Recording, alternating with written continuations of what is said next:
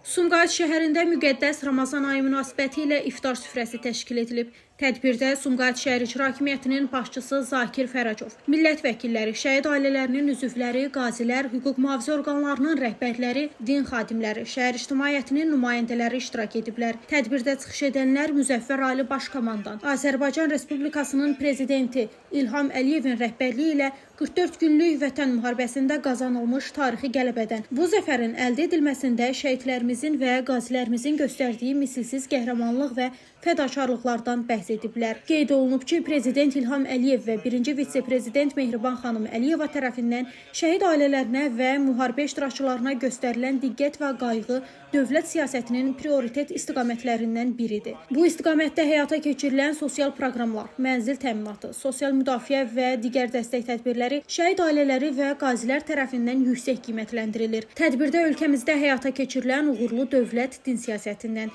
milli mənəvi dəyərlərin qorunması və təbliği istiqamətində görülən işlərdən danışılıb. Çıxışlarda vurğulanıb ki, insanları xeyirxahlığa, mərhəmətə, paylaşmağa və birlik ruhuna səsləyən müqəddəs Ramazan ayı İslam dünyasında xüsusi mənəvi dəyərə malikdir.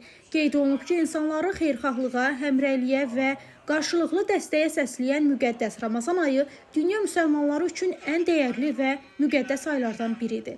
Ramazan günlərində iftar süfrəsinin təşkil edilməsi isə cəmiyyətimizdə birliyin və həmrəyliyin möhkəmlənməsinə xidmət etməklə yanaşı, ölkəmizdə dövlətlə din arasında mövcud olan sağlam münasibətlərin və ortaq dəyərlər naminə formalaşmış sıx birliyin bariz nümunəsidir.